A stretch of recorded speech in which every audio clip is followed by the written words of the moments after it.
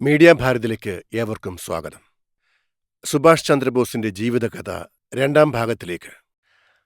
1938 ആകുമ്പോഴേക്കും ബോസ് ദേശീയ നിലവാരമുള്ള ഒരു നേതാവാവുകയും കോൺഗ്രസ് പ്രസിഡന്റായി നാമനിർദ്ദേശം സ്വീകരിക്കാൻ സമ്മതിക്കുകയും ചെയ്തു.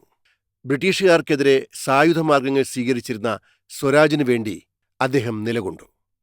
ബോസിന്റെ പ്രസിഡന്റ് സ്ഥാനം എതിർത്ത മോഹൻദാസ് ഗാന്ധിയുമായുള്ള ഏറ്റുമുട്ടൽ ഇന്ത്യൻ നാഷണൽ കോൺഗ്രസ് പാർട്ടിയെ പിളർത്തി. ബോസ് ഐക്യം നിലനിർത്താൻ ശ്രമിച്ചു. പക്ഷേ ഗാന്ധി സ്വന്തം മന്ത്രിസഭ രൂപീകരിക്കാൻ ബോസിനോട് ഉപദേശിച്ചു.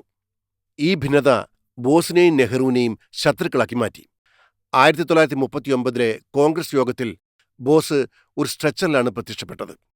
ഗാന്ധി ഇഷ്ടപ്പെട്ട സ്ഥാനാർത്ഥി പട്ടാഭി സീതാരാമയ്യെ തോൽപ്പിച്ച് അദ്ദേഹം വീണ്ടും പ്രസിഡന്റായി തെരഞ്ഞെടുക്കപ്പെട്ടു. കോൺഗ്രസ് ഉൾപാർട്ടി തർക്കത്തിൽ യു മുത്തുരാമലിംഗൻ തേവർ ബോസിനെ ശക്തമായി പിന്തുണച്ചു. തേവർ മുഴുവൻ ദക്ഷിണേന്ത്യൻ വോട്ടുകളും ബോസിനായി സമാഹരിച്ചു. എന്നിരുന്നാലും കോൺഗ്രസ് വർക്കിംഗ് കമ്മിറ്റിയിൽ ഗാന്ധി നയിക്കുന്ന സംഘത്തിന്റെ കുതന്ത്രങ്ങൾ കാരണം ബോസ് കോൺഗ്രസ് പ്രസിഡന്റ് സ്ഥാനത്തുനിന്ന് രാജിവെക്കാൻ നിർബന്ധിതനായി. രണ്ടാം ലോക മഹായുദ്ധം പൊട്ടിപ്പുറപ്പെട്ടപ്പോൾ കോൺഗ്രസ് നേതൃത്വവുമായി കൂടിയാലോചിക്കാതെ ഇന്ത്യയ്ക്ക് വേണ്ടി യുദ്ധം പ്രഖ്യാപിക്കാനുള്ള വൈസ്രോയി ലോർഡ് ലിൻലിത്ഗോയുടെ തീരുമാനത്തിനെതിരെ പ്രതിഷേധിക്കാൻ ബോസ് സംഘം ചേർന്ന് തീരുമാനിച്ചു.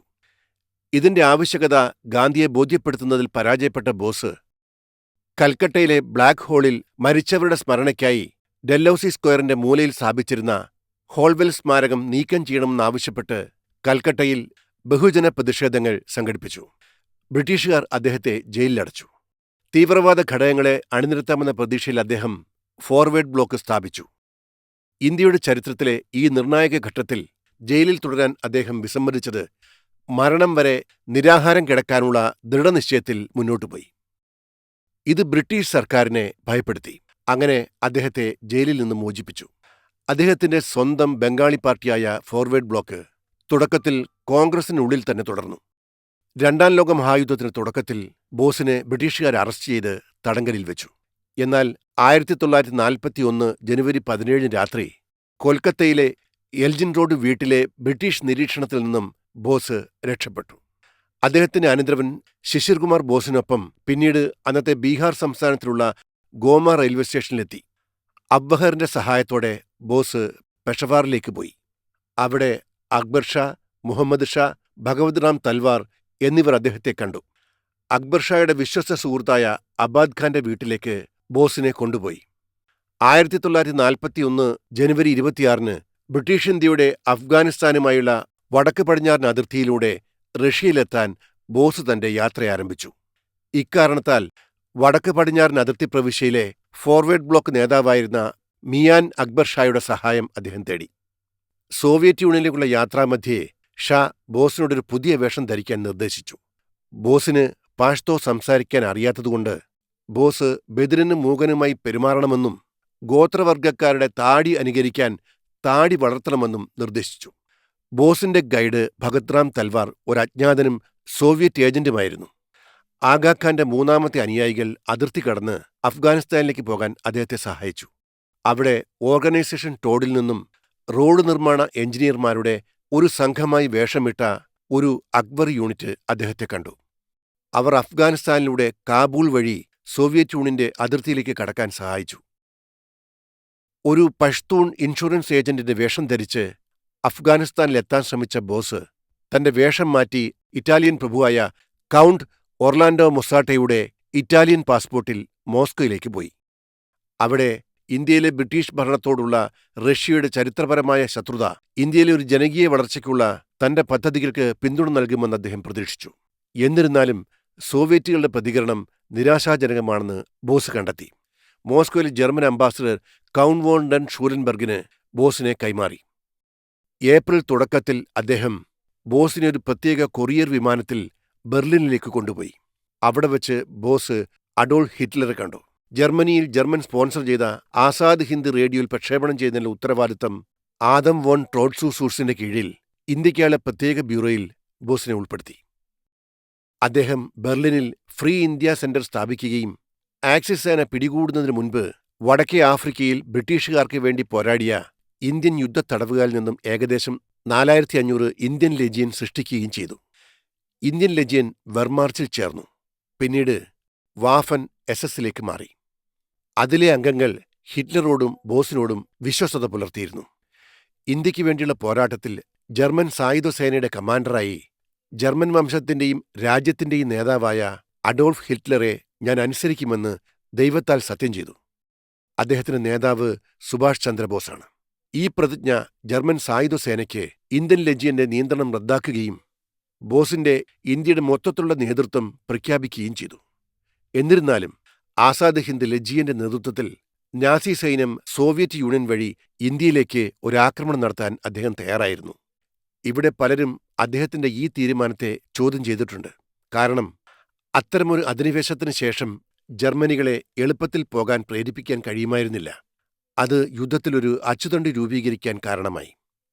1942 ജാപ്പനീസ് സൈന്യം ആൻഡമാൻ നിക്കോബാർ ദ്വീപുകളും കൈവശപ്പെടുത്തി. ഒരു വർഷത്തിനു ശേഷം ആൻഡമാൻ നിക്കോബാർ ദ്വീപുകളിൽ താൽക്കാലിക സർക്കാരും INA-യും സ്ഥാപിക്കപ്പെട്ടു.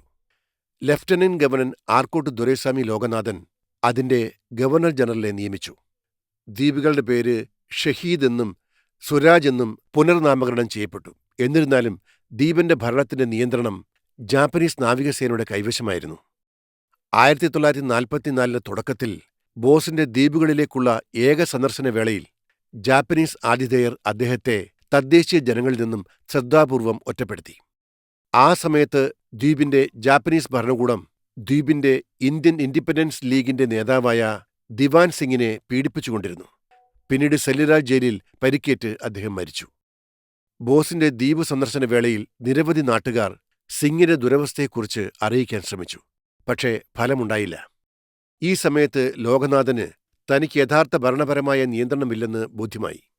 ഇതിൽ പ്രതിഷേധിച്ച് ഗവർണർ ജനറൽ സ്ഥാനം രാജിവെച്ചു. പിന്നീട് റങ്കൂണിലെ സർക്കാർ ആസ്ഥാനത്തേക്ക് മടങ്ങി. ഇന്ത്യൻ വൻകരയിൽ ഇന്ത്യൻ നാഷണൽ കോൺഗ്രസിന്റെ മാതൃകയിൽ ഒരു ഇന്ത്യൻ ത്രിവർണ പതാക ആദ്യമായി ഉയർന്നു. വടക്ക് കിഴക്കൻ ഇന്ത്യയിലെ മണിപ്പൂരിലെ മൊയ്റാങ് പട്ടണത്തിലാണ് ഇതാദ്യമായി ഉയർത്തിയത്. തുടർന്ന് ബർമീസ് നാഷണൽ ആർമിയായും ഗാന്ധി നെഹ്റു ബ്രിഗേഡുകൾ എന്നറിയപ്പെടുന്ന INA-യുടെ ബ്രിഗേഡുകളുമായി സഹകരിച്ച് പ്രവർത്തിക്കുന്ന ജാപ്പനീസ് സൈന്യത്തിന്റെ ഡിവിഷനുകൾ കോഹിമ, ഇംഫാൽ എന്നീ അയൽപട്ടണങ്ങളെ വളയുകയും ഉപരോധിക്കുകയും ചെയ്തു. ഇന്ത്യൻ വൻകര കീഴടക്കാനുള്ള ഈ ശ്രമത്തിന് ഓപ്പറേഷൻ യൂഗോ എന്ന രഹസ്യനാമവും ഉണ്ടായിരുന്നു. ഈ ഓപ്പറേഷനിൽ 1944 ജൂലൈ 6-ന് സിംഗപ്പൂരിൽ നിന്നുള്ള ആസാദ് ഹിന്ദ് റേഡിയോ സംപ്രേഷണം ചെയ്ത ഒരു പ്രസംഗത്തിൽ ബോസ് മഹാത്മാഗാന്ധിയെ രാഷ്ട്രപിതാവ് എന്ന് അഭിസംബോധന ചെയ്യുകയും താൻ നടത്തുന്ന യുദ്ധത്തിന് അദ്ദേഹത്തിന്റെ അനുഗ്രഹങ്ങളും ആശംസകളും അഭ്യർത്ഥിക്കുകയും ചെയ്തു. ഗാന്ധിജിയെ ഈ വിശേഷണത്തിലൂടെ പരാമർശിക്കുന്നത് ഇതാദ്യമായിട്ടായിരുന്നു. ഓപ്പറേഷൻ യൂഗോ ഒടുവിൽ പരാജയപ്പെട്ടു. ഈ 2 പട്ടണങ്ങളിലും നിരവധി മാസങ്ങളായി ജാപ്പനീസ് ആക്രമണം ഉണ്ടായിട്ടും കോമൺവെൽത്ത് സേന പട്ടണങ്ങളിൽ ഉറച്ചുനിന്നു. തുടർന്ന് കോമൺവെൽത്ത് സേന പ്രത്യാക്രമണം നടത്തി. ആക്സിസ് നേതൃത്വത്തിലുള്ള സേനകൾക്ക് ഗുരുതരമായ നഷ്ടങ്ങൾ വരുത്തി. തുടർന്ന് അവരെ ബർമീസ് നഗരത്തിലേക്ക് തിരികെ പിന്മാറാൻ നിർബന്ധിതരാക്കി. കോഹിമ, ഇംഫാൽ യുദ്ധങ്ങളിൽ ജാപ്പനീസ് പരാജയപ്പെട്ടതിനു ശേഷം ഇന്ത്യയിലെ പ്രധാന ഭൂപ്രദേശത്ത് ഒരു താവളം സ്ഥാപിക്കുക എന്ന ബോസിന്റെ താൽക്കാലിക സർക്കാരിന്റെ നിർദ്ദേശം എന്നേക്കുമായി നഷ്ടപ്പെട്ടു. എന്നിരുന്നാലും ബർമീസ് പ്രദേശത്ത് ബ്രിട്ടീഷ് ഇന്ത്യൻ സൈന്യത്തിനെതിരെ INA പ്രധാന യുദ്ധങ്ങളിൽ പങ്കെടുത്തു. റങ്കൂണിന്റെ പതനത്തോടെ ബോസിന്റെ സർക്കാർ ഫലപ്രദമായ ഒരു രാഷ്ട്രീയ സ്ഥാപനമല്ലാതെയായി. ലഫ്റ്റനന്റ് കേണൽ ലോകനാഥന്റെ കീഴിൽ INA സൈനികരിൽ വലിയൊരു പങ്കും കീഴടങ്ങി. ശേഷിക്കുന്ന സൈന്യം ബോസിനൊപ്പം മലയയിലേക്ക് പിൻവാങ്ങി, അല്ലെങ്കിൽ തായ്ലൻഡിലേക്ക് പോയി.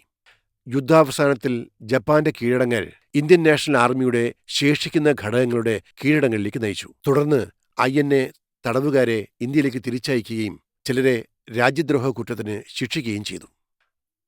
1945 ഓഗസ്റ്റ് 18-ന് ജാപ്പനീസ് ഭരിക്കുന്ന ഫോർമോസയിൽ വിമാനം തകർന്നതിനെ തുടർന്നാണ് സുഭാഷ് ചന്ദ്രബോസ് മരണപ്പെട്ടത്. ടോക്കിയോയിലെ റങ്കോജി ക്ഷേത്രത്തിൽ സുഭാഷ് ചന്ദ്രബോസിനുള്ള സ്മാരകം. ബോസിന്റെ ചിതാഭസ്മം ക്ഷേത്രത്തിലെ ഒരു സ്വർണ്ണ പഗോഡയിൽ സൂക്ഷിച്ചിരുന്നു. അദ്ദേഹത്തിന്റെ അനുയായികളിൽ പലരും, പ്രത്യേകിച്ച് ബംഗാളികൾ, ആ സമയത്ത് അത് വിശ്വസിച്ചില്ല. അദ്ദേഹത്തിന്റെ മരണത്തിന് മണിക്കൂറുകൾക്കുള്ളിൽ ഗൂഢാലോചനാ സിദ്ധാന്തങ്ങൾ ഉയർന്നുവന്നു. അതിനുശേഷം അവയ്ക്കൊരു നീണ്ട ആയുസ് തന്നെ ഉണ്ടായിരുന്നു. ഇതോടെ സുഭാഷ് ചന്ദ്രബോസിന്റെ ജീവിതകഥയിലൂടെ എത്തിനോട്ടം ഇവിടെ അവസാനിക്കുകയാണ്. വീണ്ടും പുതിയൊരു കഥയുമായി നമുക്ക് വീണ്ടും കാണാം. നന്ദി, നമസ്കാരം.